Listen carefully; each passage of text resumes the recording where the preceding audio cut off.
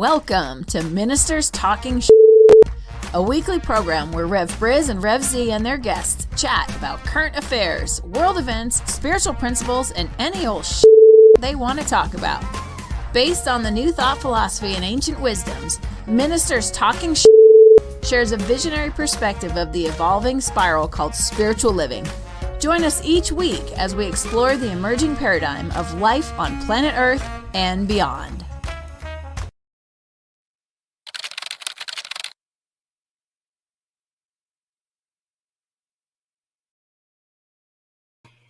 And good morning, dear ones. Rev Briz with you over here. Rev Z right here. And we are a couple of ministers talking shit. And we do this every Friday morning here on the New Thought Media Network at 7 a.m. Mountain Time. An opportunity to come together and look at the stories and the experiences and what's going on in our world and how it happened, what happened this week. And we trust, by the bottom of the hour, come to a spiritual perspective and a way to use this philosophy and this spiritual way of living to help us, live with all of this. So first up, Z, I notice you don't have your mask on today. No, I don't. The CDC has officially said if I've been vaccinated, I don't need it. So I'm fully vaccinated and I don't need it. But I'm sure somebody's stirring the pot and it's going to be some CDC soup here pretty soon coming up about how this whole thing goes down. So please stay tuned and get your soup dipping crackers and chips and dips and everything ready because it's going to be fun. Grab the popcorn, yes. I personally love how they made an announcement late on a Thursday afternoon so it would hit the evening news cycles, but more importantly, so this would be available for the topic of the day throughout the weekend. We're going to see a lot of pundits saying a lot of things, folks. You're going to hear us talk about this. You'll hear people on this network talking about this. And I think for me, the biggest piece that I am remembering and that I want everybody to remember is there is a big if. This is a big if-then statement. So when I was young, I first learned about if-then statements. If you are fully vaccinated, then it is safe to be out in public without a mask. It is safe to be in restaurants, in other places, in other events. There are some exceptions, right? They're saying you don't want to, if you're not vaccinated specifically, and even if you are, you may still want to wear a mask in large indoor sporting events, entertainment type events. We see clubs and now I know this isn't going to happen in bars. No college kid in his right mind is going to walk into a bar on a Friday night with a mask on. But bigger, larger indoor events, it is still advisable to protect yourself. Yeah. This doesn't mean the virus is done.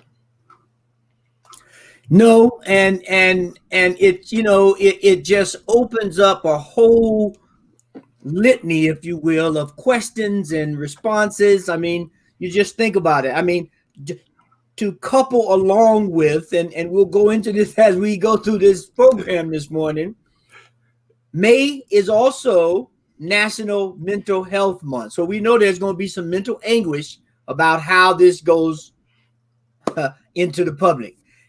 Also, May is National Nurses Month, right? Who are already overworked, overtaxed, and trying to figure out, how do we get some downtime?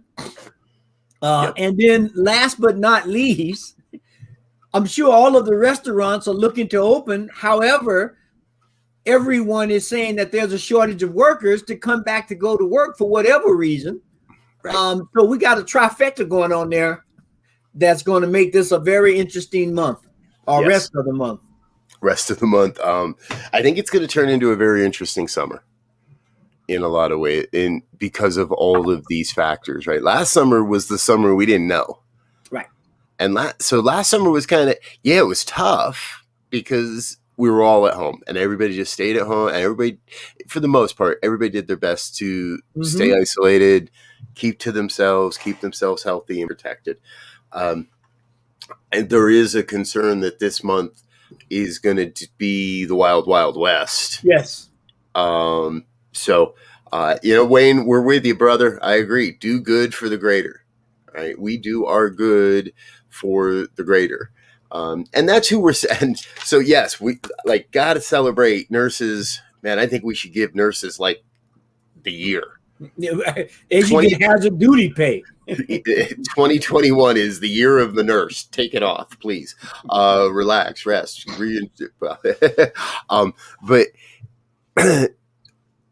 honoring nurses, honoring that now more than ever, we all have to be aware of, take care of our own mental health, and talk about the mental health and be able to support those around us in their mental health experience.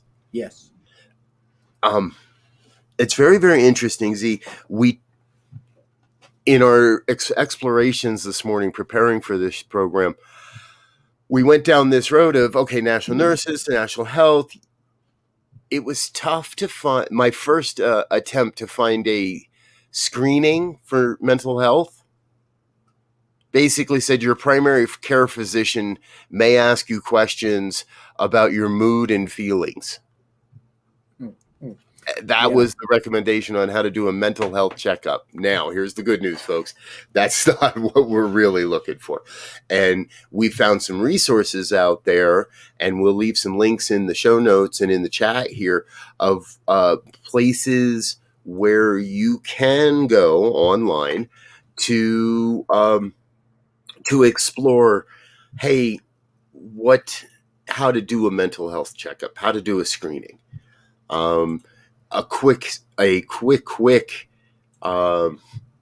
There's a number of self-screening tests so that you don't have to you go and talk to a doctor. You don't have to schedule an appointment. You don't have to go through a big intake and all that and everything. And so we've given just a couple of links in the chat box here to support you in going forward and finding and doing some self-screening.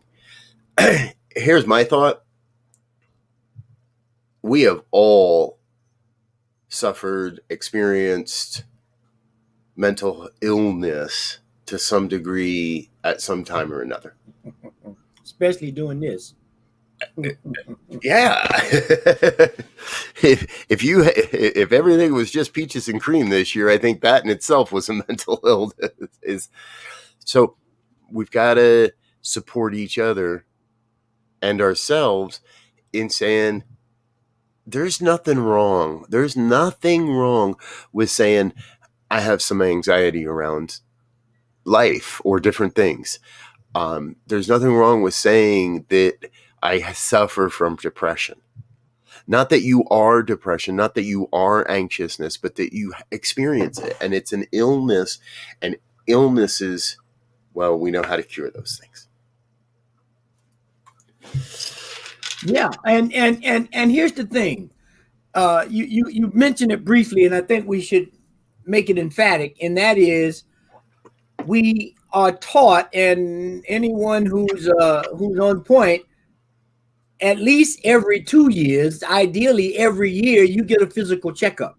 You go and you want to make sure the ticker is ticking and the pipes are working, and you want to make sure that your physical apparatus is working. Well, by the same token, we know, especially from our teachings, that the mind and the body are so closely related. When do we go and check the mind out? When do we go and make sure that it's in line with the body and that we're not causing undue stress or putting ourselves in situations that are not ideal? That's what we have to be aware of. And so there's a question. If anybody in the audience want to let us know, how do we go about doing that? How do we get a physical and mental checkup on an annual basis? Right. Because I don't think the last time I had a general checkup, there was any real mental. There was the very basic, how you feeling? What's your mood like? Mm-hmm. And what we know is there's so much more to it, to all of it, than just that. Yes. So our encouragement this month, thank a nurse. Thank a nurse. Do a mental health check-in or do a mental health checkup. And if the self-assessments, if these online things don't feel like enough, talk to a practitioner. Schedule a practitioner with a professional practitioner. Schedule a check-in session with Reverend Elzia or myself. We are happy to support you. I'll cut my normal consultation fee in half this month, Z, for people. Oh yeah. And my initial consultation fee is $0, so we'll cut that in half. Exactly. If you're unsure about your mental wellness this month, call us. Get in touch. But the point, well, actually, email us because neither of us really answer phones. So send us an email, ministertalk@ntmedia.org. And our point is, you are not in this alone. Don't go this alone. Right. Because just think about it. This is going to definitely cause a little angst. Now, they've now approved the vaccine for, I think, 12 to 16, right? Yep. So everybody from 12 until infinity now has opened up. Most college, go ahead. And I just want to say, my kids and their friends are super excited about this. So anybody out there that's telling you different, my very small percentage, but my almost 16-year-old junior in high school and his friends are super excited that they can start getting vaccinated. Yeah. My 13-year-old is over the moon that he can get vaccinated.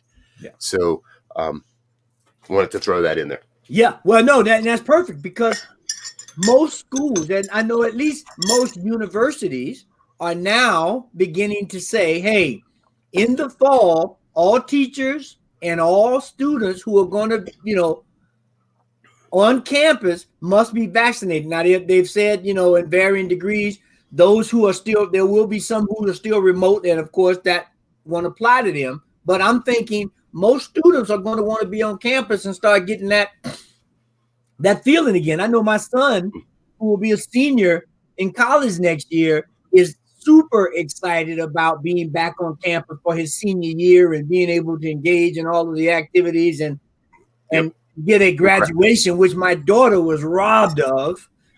She finished in 2020, and then they told him, okay, you'll graduate in March with 2021. Well, now they've cut that, so there won't be any 2020. So she's like, okay, I'll have to make my peace with it. It's done. Right. Please send her my love. I'm so sorry to hear that. That is heartbreaking. I'm so sorry to hear that. So, and now here's the other thing, folks. We're going back out into the world now. This announcement yesterday is pretty much opening the floodgates and let it all pour out because, it came to my mind this morning, right? I heard that voice. Let me see your papers, please. You might need one of these pieces of paper to get on an airplane. You might need one of these pieces of paper to get on a train.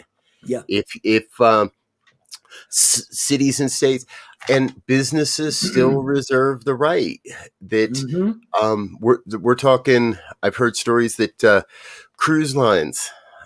Again, sports stadiums may require proof of vaccination prior to entry. Well, think about this, right?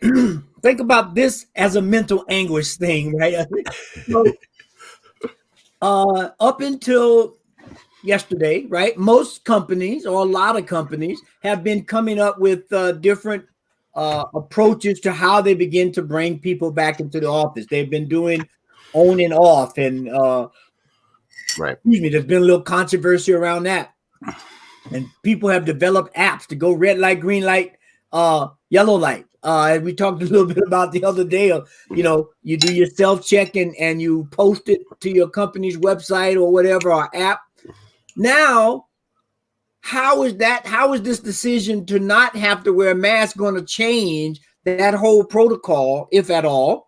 for companies who are bringing people back? Will they will move a lot faster? Will they lower their restrictions or rate? It's going to be an interesting thing, and let's just pray that people still keep their senses, because this thing could spike back up if people start playing games with it. And I would advise everybody, if you got a card, take a picture of that card on your phone and save it in a real good place so that you can, if required. And I know we're talking some, as you were said, show me your papers, but that's the time we're living in. And there are apps. I've heard there's apps in the works as well. There's people developing apps to accurately track and record and provide that information and be able to have a digital card as well. It is an interesting experience because businesses still reserve that right. They can put up a sign, no shirt, no shoes, no vaccination, no entry. Yeah. Organizations can, and in some regards, it's going to have to, it's necessary. Like, I don't personally I'm big on my freedoms and personal liberties, just like so many else. And I don't like the idea of having to flash my card. However, you got to do that to get into a bar. You got to prove that you're of age and that, you got to, in so many ways, we are already required to do so much of these things.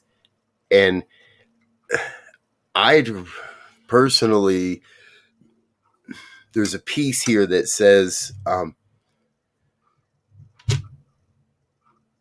vaccines got a bad rap because we seem to go a little overboard for a while. However, we are all healthy human beings today because of vaccines. Yes. Now,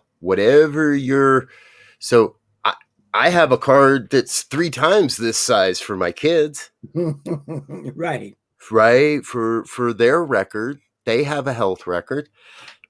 I don't see this as any different than having a health record. Right. And we're finally waking up to the fact that I shouldn't have to be contained in a steel tube for 4 hours with a bunch of people. And no matter how clean they say the air is, we don't know that.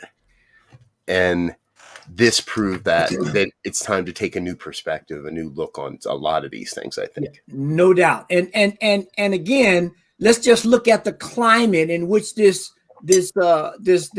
virus emerged, when everything was politicized, right? So a lot of the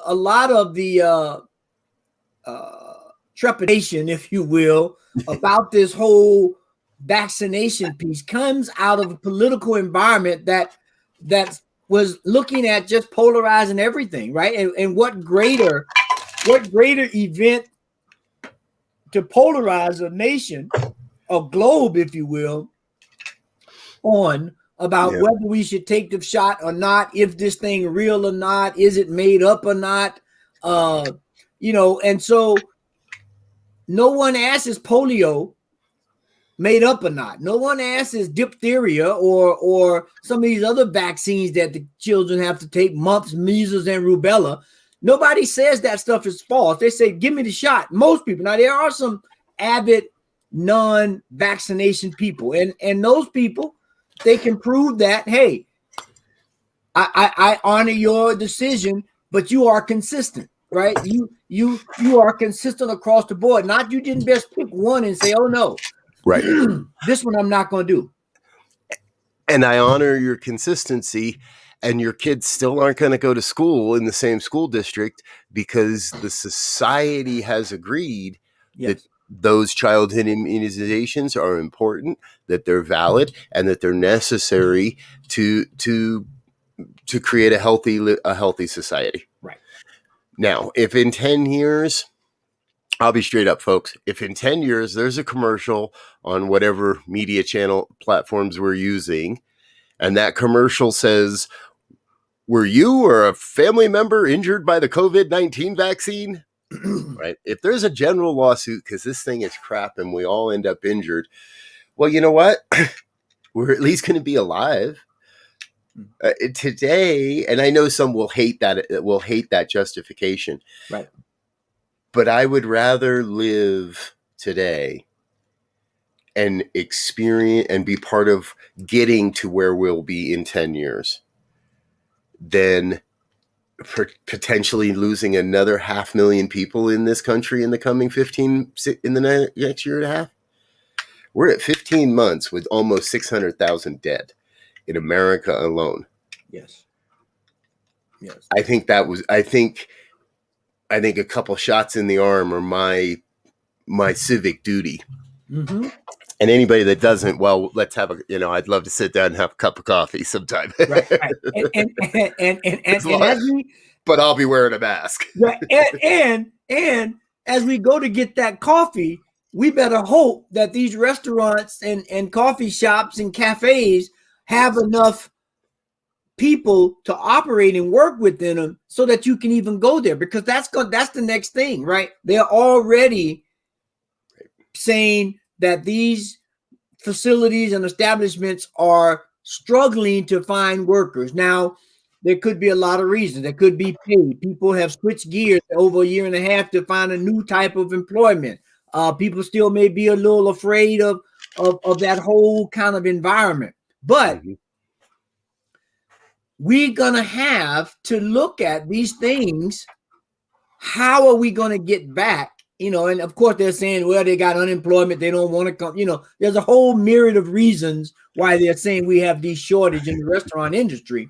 Right. Not to mention all those that have closed permanently because, 15 months without income is a long time. And if you couldn't get a PPE, right, which we know that whole thing went awry, right? A lot of the people who really needed those couldn't, and people who didn't got buku money.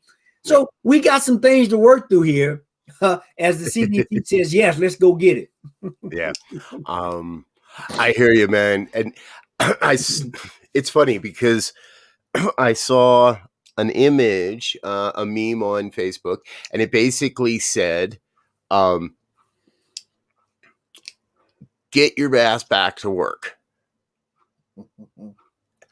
But what they were equating was the fact that what they're pointing to is the fact that restaurant workers are making more per week on unemployment because with the federal addendum, with the federal add-on, than they are, and I heard this story on NPR this week, than they are if they went back to work. Right.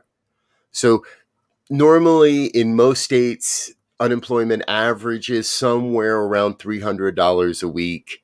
If you were a restaurant worker at the beginning of the pandemic, your restaurant shut down, most states are average around $300 a week, and then the government throws on another $300 on top of that. So a lot of these people are bringing home about $500, and if you're smart, you're paying taxes on that now. Because if you're not smart, you will pay taxes on that later, right? Whatever you're getting now. So if you're paying taxes on it, you're probably bringing home about maybe $500 a week. Let's round it down just a little, even it out. That's $2,000 a month. That is higher than the average wage for most restaurant workers. Why would anybody want to go back and risk their lives in an environment where we don't know what we're getting into, right, when I can stay safe and do better? And what that points to is the restaurant industry is broken. Right. Paying people $2.15 an hour plus tips is usury. We've been abusing people for years. I was part of it. My wife and I owned a restaurant for a number of years. We were part of it. It was the industry standard. I accepted it as a server or as a front-end restaurant employee for years. I accepted that was just the way it was. And it doesn't have to be. Right. Right. But here's the flip side now. We have an opportunity in the restaurant industry to figure it out and employ people as an employee with benefits. Right now, that's going to cause some angst, I know, but we're going to get potentially a better employee, i.e., more committed because they have a more package. And the other side is, at some point, the unemployment assistance is going to ratchet back down. I mean, it's not going to stay there forever, right? And so those people who are benefiting from that now, if they got their eyes on the prize, they should be. I would suggest that they be looking for that opportunity to get ahead of the curve and get back in the workforce, because there are going to be lots of opportunities for people to come in and get better deals than they probably, had before, and be on the front end of the curve, right? And so as more people come in, they'll start rising up to managers or supervisors or team leads or whatever the situation is. Right. Which again, as we always say, we're looking for a world that works for everyone, and so or works for all. And so as we begin to have these standards change, the spiritual environment of making sure everybody has basic needs or basic coverage or whatever, we want to highlight in that moment. There's a lot. We can do that. Right. Folks, I just looked at the clock and realized, man, we could go for another half hour here this morning, because my dear brother Rev Z just opened up a door I want to talk about so much, and that's and we're going to change the narrative real quick. It's not universal basic income. It's universal guaranteed income. Right? It's not just the basics. It is a guarantee that you have at least the minimum to survive, so we can go beyond. And I think this is part of why restaurants are going to have a hard time, because not just lousy pay, not just lousy hours, not just self-entitled people that yell at you and spit at you and make you and think you're the devil because their coffee didn't come quick enough. I guess I still have some energy around those years. There, a lot of people over the last year woke up to the fact, to their own mortality, and said, "I'm not doing this anymore. I want to do something meaningful. I want to be in a place that makes a difference." I think there is the need for a wholesale re-envisioning of restaurants, because honestly, do I really need a Burger King, McDonald's, Wendy's, Arby's, Jack in the Box, KFC, and every other one of them, all with it every 3 miles? Like, we live in the Denver metro area. Z, I guarantee within the metro area, within the Beltway, you can't go, unless you're in like a really heavy resident, you can't go more than a mile without seeing at least one of those restaurants I just named. Yeah, no, and I know in my neighborhood, in walking distance, there's a Wendy's, there's an Arby's, there's a McDonald's, and that's what I'm just looking at in my mind right now. There's 3 or 4 places within literally, 500 yards of each other, and okay, I understand it's, people got to do their thing, but wow, how do we balance this thing out? And so, part of it as that time comes close is, how do we begin to reinvent? No, not reinvent, because that's moving things around. How do we invent a new way of living and a new way of employment and a new way of engaging life and society that raises the bar, that raises the standard of living, that raises the standard of care, that when we have the mental health month and when we have nursing month, that we take that as a part of basic needs to live successfully and happily and wholly in today's environment. Yep. Well, folks, I don't know that we have the answer to that in this moment, but I know, and I have absolute guarantee you that God has that answer, that there is an answer to all those questions and more. And we're going to keep exploring them here on the New Thought Media Network, and specifically here on Friday mornings with Ministers Talking Shit. So we got to get out of here for now. Please, if you have the answers to any of these questions we've been talking about, email us, ministertalk@ntmedia.org. If you have a topic you'd like us to cover, please email us, ministertalk@ntmedia.org. If you have someone you'd like us to bring on as a guest, someone you'd like to hear from, We would love to hear from you and hear from your suggestions. So thank you for being with us. We're going to get out of here for now. Friday morning on the New Thought Media Network, we get busy around here. So morning prayers are up at 8:15, 8:30 in the morning. Sip with Rev Melissa, 9 o'clock. It's Wake Up, Say Thank You with Rev Steph. I'll be back with the World Peace Meditation at 9:30. It's Rev Skip at 11, and Pastor Michael Magnus with the Fireside Chat at 5 o'clock this afternoon. Busy day. Z, final thoughts before we get out of here. Hey, say hi and thanks to a nursing professional at whatever level. And let's remember that it's National Mental Health Month. Let's do a mental health check with ourselves and our family so that we can come back whole and strong as we remake the world. Yes. And if you do go out into the world this weekend, folks, please be extra kind to your servers. They've had it tough too. And tip your servers. Yeah. We're out. We love you. We'll see you again real soon. Until then, peace and blessings. Peace and blessings.